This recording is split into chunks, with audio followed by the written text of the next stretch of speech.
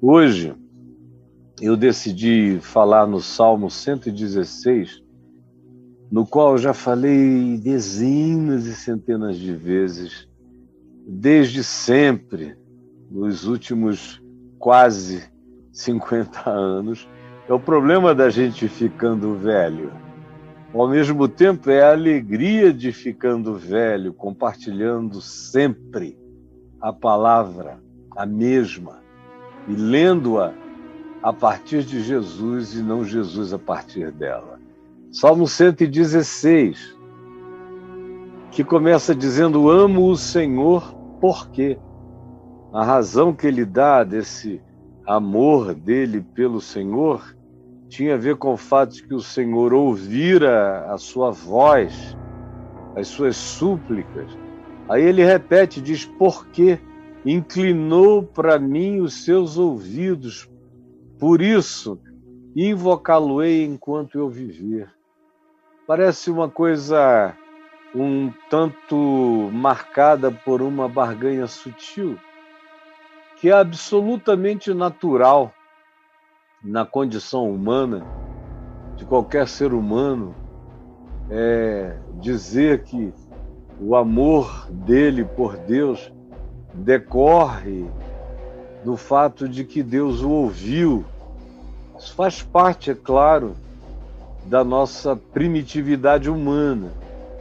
Quando a gente cresce, quando a gente deixa a infância, a adolescência e a juventude adulta do ser, da existência, você atinge a maturidade, é aí então que você diz: ainda que a figueira não floresça, nem haja fruto na vide, e o produto da oliveira mente, e os campos não produzem mantimentos, todavia eu me alegro no Senhor, no Deus da minha salvação. Ou como Paulo diz aos Filipenses, aprendeu a viver contente em toda e qualquer situação. Ele sabia tanto ter a provisão abundante, quanto sabia viver na escassez total. E diz que de tudo e de todas as coisas eu tenho experiência, e aprendi essa atitude de contentamento, porque eu sei que eu tudo posso, no sentido de que eu tudo suporto. Nele eu tenho toda a resiliência, perseverança e resistência necessária para enfrentar o que quer que seja. Mas isso é na idade de profunda maturidade espiritual. Antes disso, é completamente natural que a oração tenha esses porquês. É um enamoramento crescente, é um enfatuamento como no namoro. Eu amo porque ele não atrasa, porque ele chega na hora, porque ele demonstra me amar tanto, porque ele é tão carinhoso, porque ele é tão meigo, ela é assim, tão carregada de graça para comigo, eu a amo. Agora, chega um tempo na vida em que você sabe que ama mesmo, mesmo quando não há nada e nenhuma dessas coisas. À medida em que o tempo passa, essas coisas primeiras que eram a razão do amor e do sentimento vão dando lugar a um saber amor e a um saber amar. Mas hoje eu quero que você olhe, porque eu sei que a grande maioria dos que aqui estão na mesma situação de quem escreveu esse salmo, que felizmente é uma expressão de carinho, de gratidão, de amor, cheio de calor, de aninhamento em Deus. Ele diz, e primeiro eu quero ler só os versos onde ele descreve a situação na qual ele estava, em razão da qual ele fez súplicas em razão da qual ele trouxe as suas invocações ao Senhor. Ele disse que laços de morte o cercaram. É uma expressão que se repete na Escritura, especialmente nos Salmos. Laços de morte. É quando o indivíduo se sentia colocado naquelas arapucas humanas que outros criavam e criam para nós, onde você, embotando o pé, é zapt, puxado, porque tem uma mola natural de algo que se vergou e se prendeu, e há uma corda dissimulada no seu caminho. Se você puser o pé ali, tem um zapt. E aí o resultado é que você estava na mão do seu inimigo, que faria o que quisesse com você. É quando você fica preso, fica sequestrado pelos outros. E ele diz que a situação dele era essa, laços de morte que o cercavam e angústias do inferno. É claro que ele não está falando desse inferno escatológico, porque nos dias em que esse salmo foi escrito, não havia nem ainda essa escatologia do inferno, conforme depois se desenvolveu do Novo Testamento em diante. O inferno foi uma construção muito gradativa no fenômeno daquilo que se chama de acumulação religiosa ou da compreensão espiritual, primeiro dos hebreus e depois do cativeiro em Babilônia dos judeus, que aprenderam muito com os persas em especial, com os babilônios, com os medos e com os persas no final. Não é aqui agora a hora, mas há um aprendizado enorme que aconteceu, uma absorção. E ele diz angústias do inferno. O inferno já era uma construção muito mais elaborada lá entre os persas do que entre os hebreus originais. O inferno para os hebreus, durante muito tempo, era apenas a sepultura, o Seol, era não estar mais vivo aqui. Era o inferno. E havia também as noções primeiras de inferno se acumulando, que seriam as descrições relacionadas a algo que produziria tormento. Mas o inferno que ele conhece muito bem é o inferno que eu conheço bastante também. Eu não vou dizer de sobra, porque sempre existe espaço para mais inferno na experiência existencial. Mas eu conheço o inferno. Esse inferno do qual ele fala, de angústias do inferno se apoderaram de mim, eu sei o que é isso para dar, vender por várias gerações, essas angústias do inferno que se apoderam de nós. Era assim que ele estava. Então, como consequência disso, ele diz que caiu em estado mental.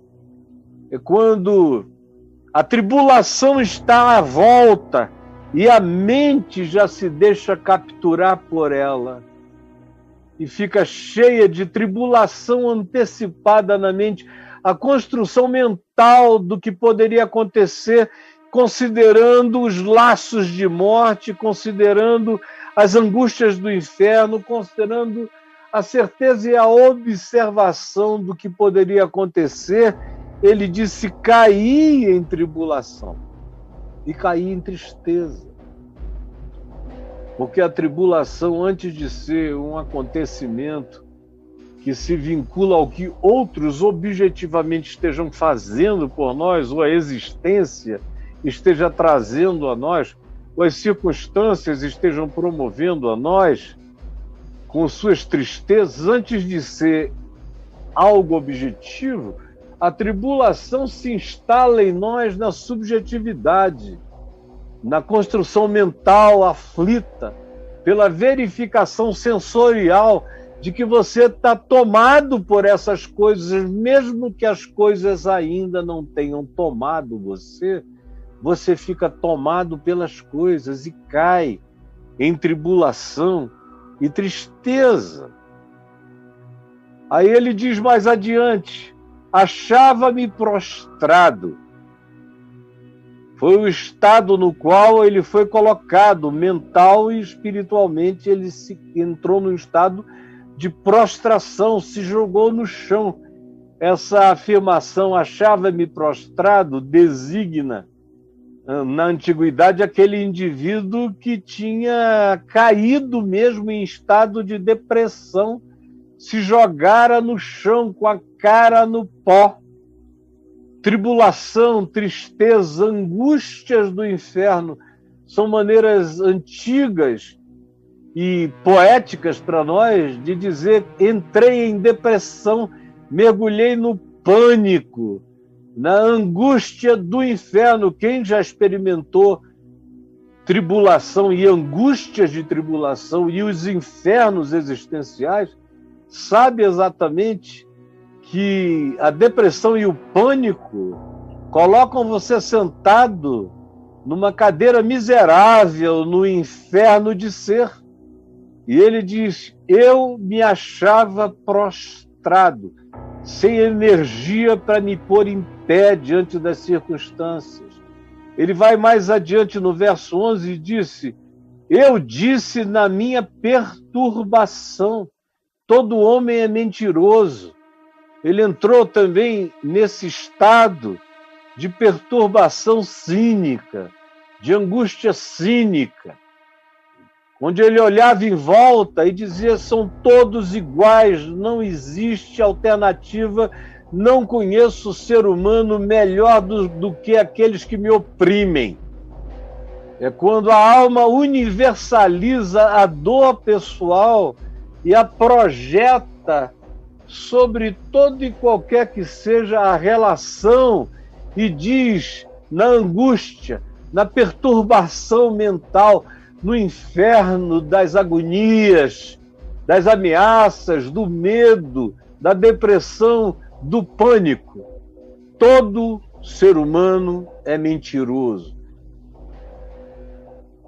Aí você diz: bom, mas o Velho Testamento diz que todo homem é mentiroso. É claro que todo homem é mentiroso no sentido de que não existe nenhum homem que seja a verdade absoluta, nenhum ser humano encarna a verdade. Só houve um que disse: eu sou a verdade. Qualquer um outro que diga eu sou a verdade é mentiroso, está mentindo. No entanto, quando se diz que todo homem é mentiroso, essa é uma generalização que, partindo de um homem para todos os homens, é um exagero mentiroso. Porque existem pessoas que não estão nessa categoria daqueles que mentem por profissão, prazer ou práticas cotidianas. Não.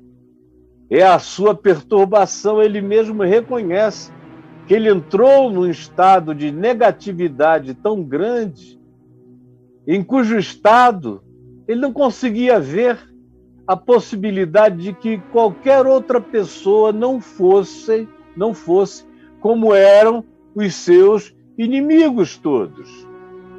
Aí há uma outra afirmação no verso 16, do estado no qual ele se colocou quando ele afirma, no fim do verso 16, quebraste as minhas cadeias. Ele entrou num estado mental, embora as tribulações dele tivessem amparo em realidades constatáveis, nenhuma delas ainda tinha se finalizado, mas ele as tinha antecipado, de tal maneira que mesmo elas não tendo ainda sido consumadas dentro dele, tudo já estava feito. E é isso que você precisa saber, é que as coisas que podem nos fazer mal ou nos prejudicar, ou que a gente faça a leitura de que elas sejam contra nós, se nós não tivermos um anteparo de defesa psicológica, espiritual, de confiança e de fé, elas podem nos arrebatar e fazer com que nós experimentemos na subjetividade tudo aquilo que objetivamente ainda não aconteceu e eventualmente não acontecerá. Mas a gente tem essa capacidade de, pela ansiedade, antecipar a tribulação, consumá-la, efetivá-la, realizá-la na nossa subjetividade, ainda que ela não tenha acontecido de modo objetivamente verificável fora de nós, como aparenta ser o que aqui aconteceu. Ele viu, ele se apavorou, ele sentiu, eram laços de morte, eram angústias do inferno que se apoderaram dele em razão dessa constatação, e ele cai nesse estado, e ele se prostra nesse estado, e ele se enche de perturbação cínica nesse estado, ele não crê em saída, todo homem é mentiroso, e ele se autocoloca, ele se põe dentro de uma cadeia, fecha a porta e joga a chave em algum lugar e fica preso nessa agonia. Esse é o estado mental, emocional, psicológico desse indivíduo que escreveu esse salmo. E aí, nesse estado, ele decide orar. Ele decide invocar ao Senhor. E aí, eu quero ler as gratidões dele pelo que aconteceu na subjetividade, pela mudança interior. Não necessariamente as coisas mudaram todas do lado de fora, mas elas mudaram todas do lado de dentro. E aí ele invocou o Senhor. Ele diz, amo ao Senhor porque ele ouve a minha voz e as minhas súplicas, porque inclinou para mim os seus ouvidos. Ele estava nesse estado prostrado, deprimido, com ondulações de angústias do inferno, entrando em estado de pânico, perturbado, profundamente descrente de tudo e de todos, em tribulação e tristeza. É o poço onde ele caiu, o poço da tribulação auto-infligida, da angústia do inferno nutrida em si mesmo. Havia perigos? Havia. Eles tinham se consumado? Não. Eles eram ameaças. Mas há pessoas para as quais nada precisa acontecer. A mera ameaça já produz o resultado como se tudo tivesse acontecido. É uma atitude mental que muita gente tem, a maioria de nós carrega essa atitude mental. E aí, o que não aconteceu se realiza a priori dentro de nós. E a gente mergulha nesses estados. E ele diz que no meio dessa história, afogado em si mesmo, nas suas próprias agonias, como eu sei que há muita gente aqui com a gente, em todas as plataformas, mergulhados nesse tipo de subjetividade agônica e desesperada, que é o que nos leva a buscar toda sorte de analgésico psíquico para a alma, de diminuição do pavor, da angústia, do medo, do pânico, do desespero. Existem muitas vezes coisas objetivas ameaçadoras, mas é desproporcional o que acaba se instalando em nós, como ele diz, esse pit, esse poço, esse abismo, no qual ele confessa que caiu em tribulação e tristeza. E aí o resto é prostração é frustração, é perturbação mental, é cinismo, é cadeia, é círculo de autoaprisionamento psíquico do qual ele não sabe sair, ele não consegue sair. No meio dessa agonia, ele invocou o Senhor. Invocou. Ele diz no verso 4, então invoquei o nome do Senhor. Então invoquei o nome do Senhor. Então invoquei o nome do Senhor. Só mais uma vez, como antigamente, muito antigamente, repita comigo. Então invoquei o nome do Senhor. E disse, ó Senhor, livra-me a alma. Compassivo e justo tu és o Deus misericordioso.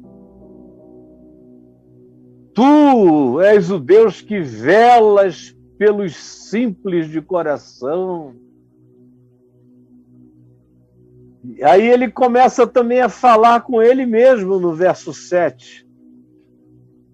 Ele não só fala com Deus, ele não só invoca a Deus, mas como havia, e a dimensão onde as coisas se instalaram era na subjetividade dele, ele fala com a alma dele, porque se você não aprender a falar com a sua alma, a recompor a sua alma, a dar ordens à sua alma, colocá-la em pé, se você não tiver uma consciência de espírito e de fé maior do que os impactos estremecedores na sua psique, na sua sensorialidade imediata e tendente a fazer a leitura a partir da fragilidade emocional que nos derruba e nos faz cair em estados de autoaprisionamento, se você não enfrentar sua própria alma,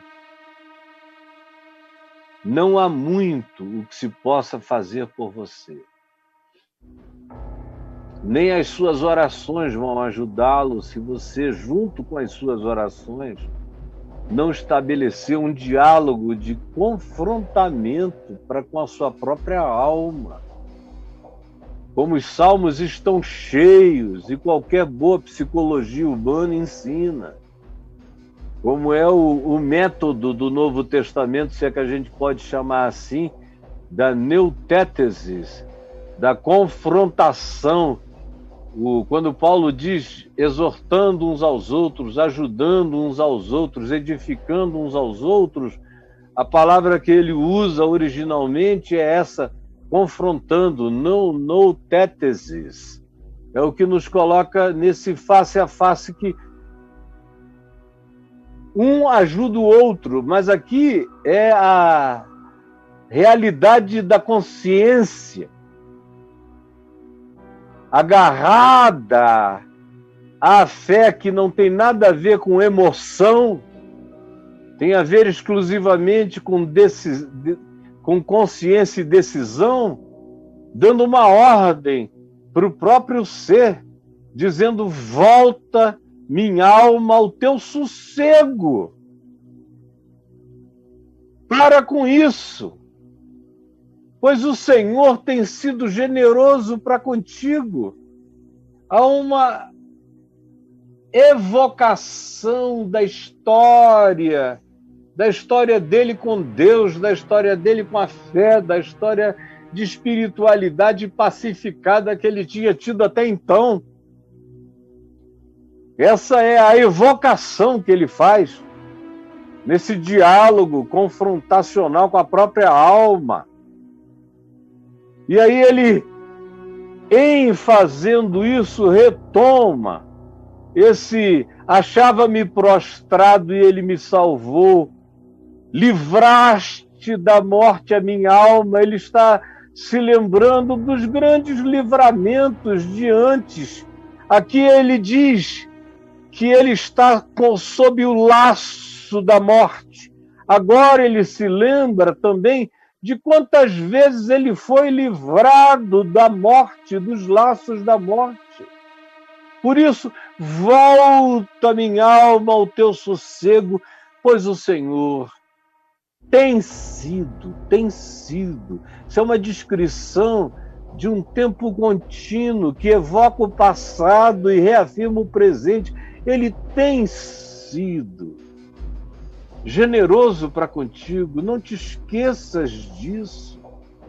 Ele é quem tem livrado a ti das lágrimas.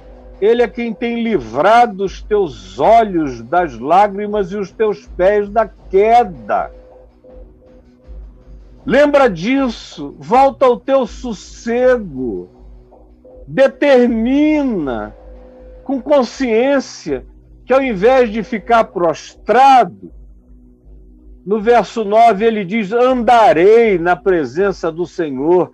Ele se levanta, ele se põe na terra dos viventes, e não no inferno, não no Seol, não no mundo dos mortos. É uma decisão romper com o mundo dos mortos, andar na presença do Deus da vida. Ele diz, eu cria, isso é passado. Ainda que eu disse, estive sobremodo aflito. Já passou, não é mais. Eu disse da minha perturbação, todo homem é mentiroso. Já passou, não está mais nesse estado. Quando a mera atitude mental começa a mudar, tudo mais vai se desconstruindo. Não que os inimigos se evadam, não que a presença maligna desapareça, não que os atormentadores da vida não deem mais sinal de existência, não. Eles continuam lá, tudo continua lá. O que não continua mais é a minha atitude de entrega, de prostração, de cair na tribulação e na tristeza e de se colocar deitado na agonia, em pânico vencido. Isso é que é enfrentado por essa consciência de fé e em fé. Quando inicia-se esse diálogo com a própria alma, volta, para com isso. Tu andas em pé, tu és antropos da fé de Deus. Põe-te em pé e anda. E ele diz, andarei na presença do Deus vivente, do Deus, do Senhor na terra dos viventes. Mas é passado, é perturbação antiga. Aí recuperado e saído da cadeia, declarando que tudo isso já tem relação com o passado e que teve o seu poder maior na subjetividade, enfrentando e vencendo a subjetividade e pondo-se em pé. O verso 12 diz, que darei ao Senhor por todos os seus benefícios para comigo.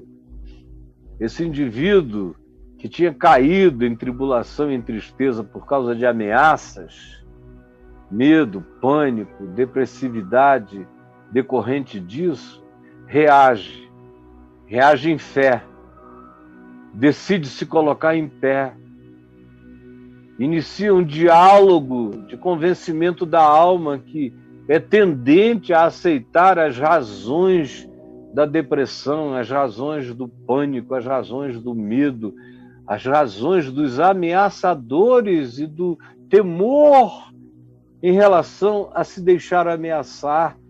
Quando a gente dá razão a essa subjetividade, ela nos engole vivo, completamente e por inteiro.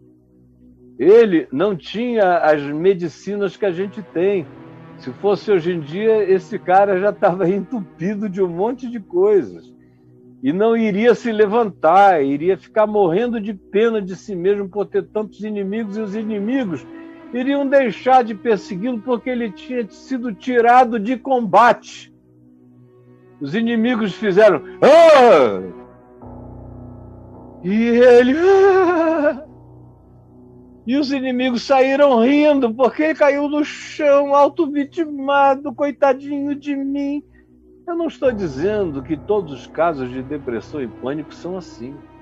Mas eu estou dizendo que uma quantidade expressiva deles são assim. E a gente tem que verificar o que está acontecendo conosco. Você tem que chamar a sua alma de volta, dialogar com ela. Vem cá, senta aqui, olha o sossego. Você nunca viveu nessa aflição. Você sempre se submeteu à generosidade de Deus para contigo. E agora, aparentemente vencido esse tempo, na subjetividade no coração, ele entra num outro estado.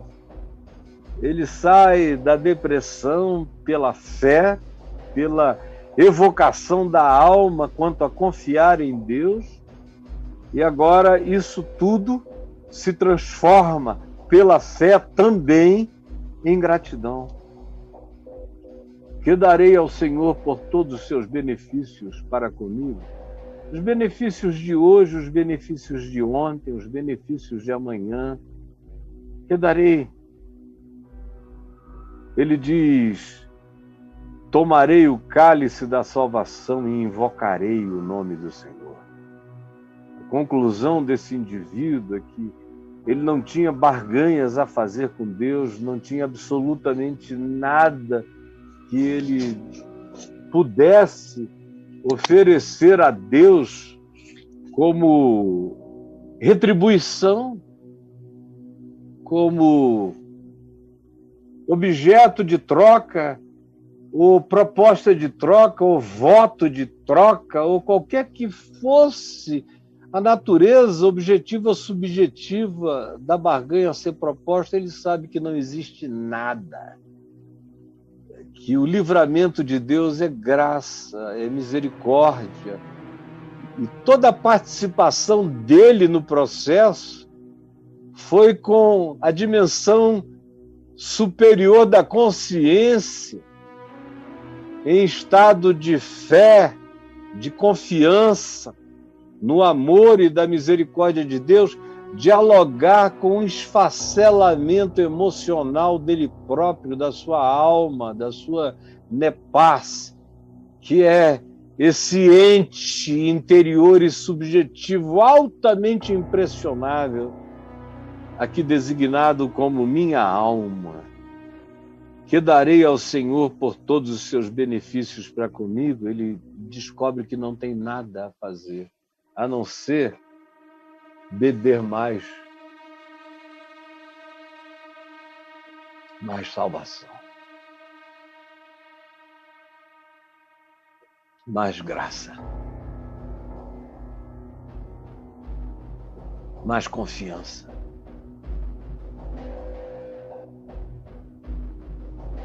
mais fé, mais descanso grato. Que darei ao Senhor por todos os seus benefícios para comigo?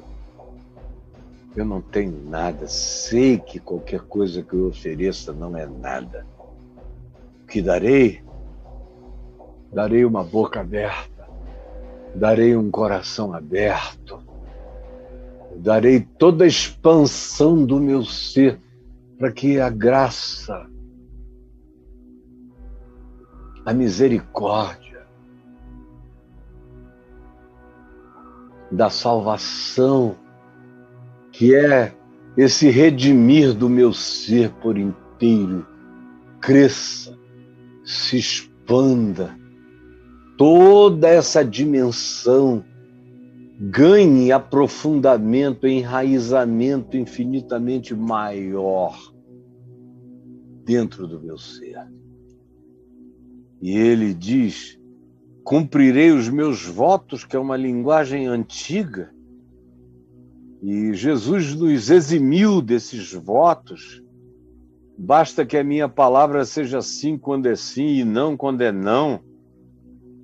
Então cumprirei os meus votos Hoje, tendo Jesus como chave hermenêutico interpretativa, manterei a minha integridade de consciência na presença de todo o teu povo. Preciosa é aos olhos do Senhor a morte dos seus santos. Veja o nível de superação que a fé, a confiança, a gratidão subitamente instalaram no coração desse indivíduo que estava aqui à frente. Bateram o pé e ele correu em estado de desespero. Agora aqui, depois de olhar para cima, de dizer socorro, Senhor, depois de olhar para dentro e dizer minha alma, levanta, depois de se voltar inteiro e dizer obrigado, que darei, e de responder, eu não tenho nada a dar, eu só quero é mais de ti. Ele prossegue e enraiza a sua consciência, a sua convicção, e diz, andarei em integridade, na presença de todo o teu povo, na vida. E aí ele transcende o cara que está com medo e com angústias do inferno e medo de tudo, de repente transcende. Ele sai disso aqui em estado de transcendência. Preciosa é aos olhos do Senhor a morte dos seus santos. Já não há qualquer questão da morte, a morte como ameaça. Nesse estado, depois dessa compreensão, depois dessa viagem, que para mim aqui é só uma leitura, mas na vida real, para esse indivíduo, isso pode ter durado meses ou anos. A conclusão existencial e psicológica disso tudo não necessariamente foi algo instantâneo, às vezes é da noite para o dia. Você vai dormir de um modo e amanhece de outro. Comigo já aconteceu assim 1 trilhão de vezes. Ao mesmo tempo que eu sei que existem aquelas circunstâncias em que você atravessa vales longos, com sentimentos pesados, com opressões diversas, tribulações muitas, nem sempre tocado, mas sempre cercado, parece que nunca acaba, e os meses e os anos se sucedem, e você dá ordens à sua alma todo dia é um trabalho para chamá-la a pôr-se em pé, é um trabalho de enfrentar as emoções e os sentimentos com o pensamento, a consciência, a decisão, a confiança, a fé. Mas ele chega nesse estado em que ele transcende e diz, preciosa é aos olhos do Senhor a morte dos seus santos.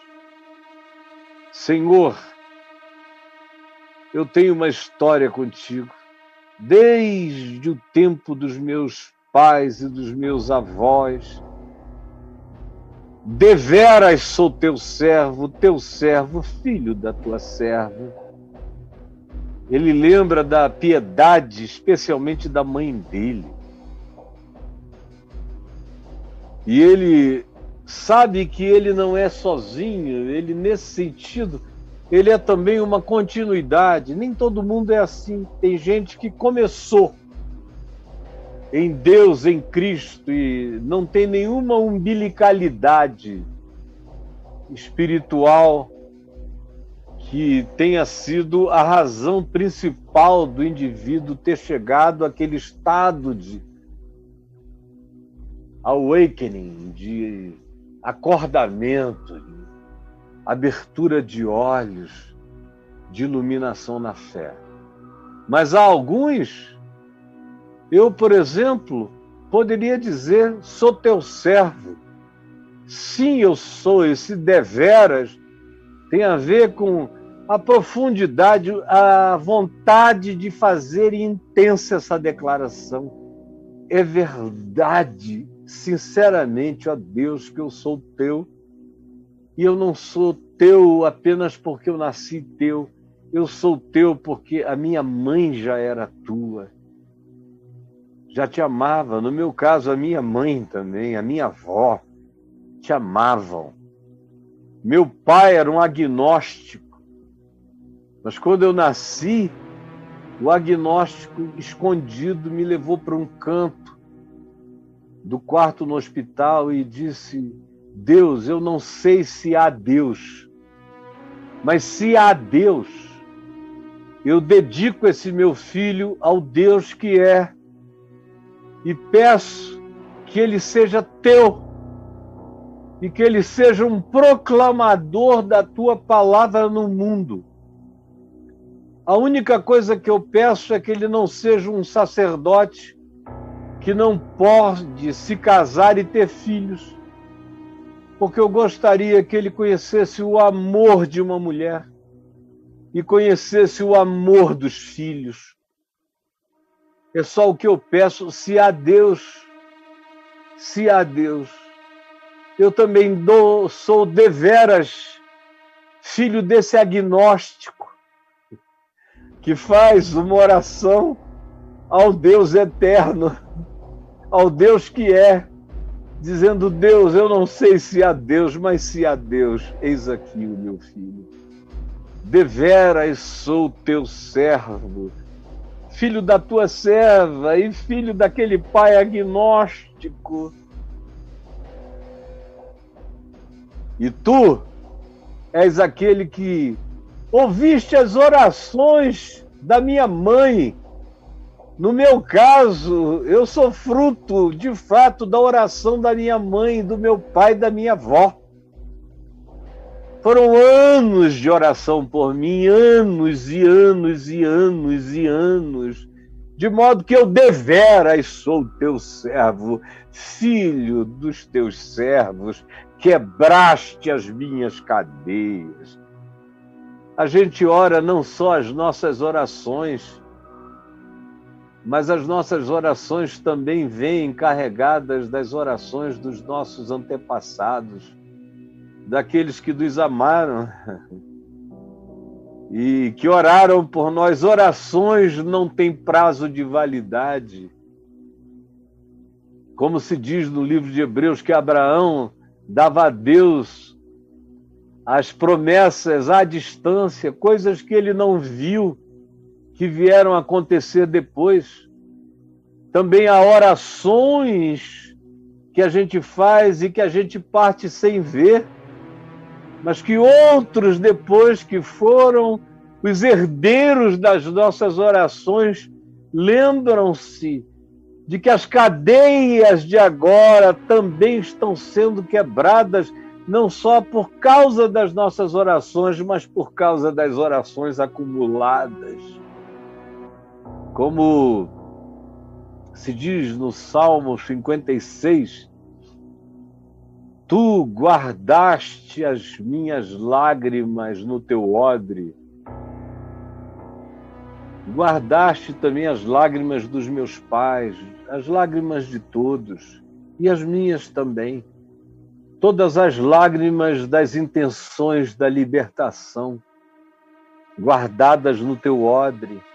Como diz o Apocalipse, lá se diz que na presença do trono de Deus, naquela bacia do incenso, havia incensos sendo jogados e que eram também tirados daquela bacia em brasas de incenso. Tudo isso é linguagem simbólico-arquetípica, e jogados na terra, e na terra eles caíam como trovões, relâmpagos, raios, tempestades, todo tipo de ações da natureza, intensas, fortes e chocantes. E aí o Apocalipse diz: ora, o incenso são as orações dos santos. E o resultado delas, e tanta gente que orou por nós, que não está mais aqui, que já se foi. Por isso ele Antes de falar do pai e da mãe, ele fala: preciosa é aos olhos do Senhor a morte dos seus santos. Mas tem tanta gente que, semelhantemente a pai e mãe que amam, oraram por nós, e suas orações estão sendo respondidas na nossa vida, muitas vezes agora. Por isso, preciosa é aos olhos do Senhor a morte dos seus santos. Oferecer-te-ei sacrifícios de ações de graças, te trarei a atitude de ação de graças, invocarei o teu nome, cumprirei os meus compromissos. Não tem a ver aqui os votos hoje em Cristo, isso não tem a ver com nenhuma obrigação de compromissos rituais ou votos de palavras, porque nenhum de nós, Jesus disse, consegue manter nem um fio de cabelo na cabeça. Por que eu farei votos ou juramentos? Não. Manterei o meu sim, sim, o meu não, não. Buscarei a vida sincera e íntegra na tua presença, enquanto invoco o teu nome, o que significa trarei cada dia mais o conteúdo da tua vontade manifesta no Evangelho, em Cristo, como expressão da minha vida e dos meus caminhos. Farei isso como manifestação na presença das pessoas, da vida, do povo, da sociedade, em todos os ambientes, diante de ti. Aleluia! No entanto, este salmo termina aqui. Mas o meu não. O meu depois disso tudo, é que a gente pode dizer, com lucidez maior, com consciência maior, com profundidade maior, com sossego agora, com pacificação, o que se diz na introdução do Salmo: amo o Senhor, porque Ele ouve, o tempo é presente, Ele ouve, Ele já aprendeu aqui, Ele sabe agora, esse homem, porque Ele ouve, já é a palavra no tempo presente, no presente contínuo, de alguém que do passado até agora tem todas as razões para projetar o futuro e saber que aquele que me ouviu é aquele que, desde os meus antepassados, me ouve antes de eu orar a Ele, eu já vinha sendo orado. E no tempo presente eu tenho sido objeto de tanto socorro, de tanta graça.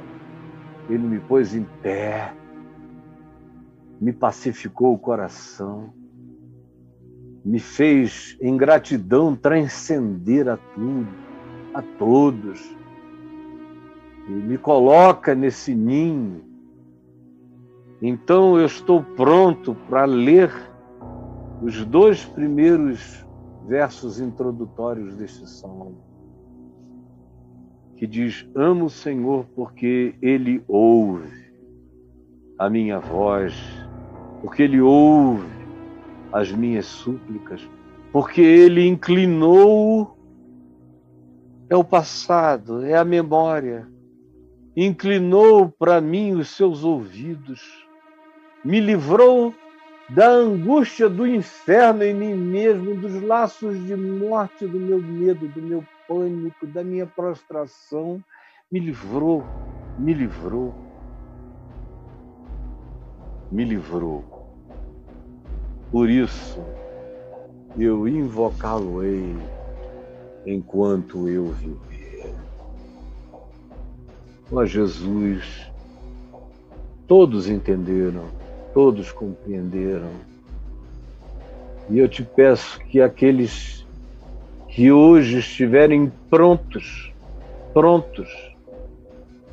para esta palavra, para esta provocação em fé, para esse desafio E para essa consolação no Espírito, tomem posse para si dessa palavra que continua em vigência para a alma, não somente hoje, mas para todo sempre.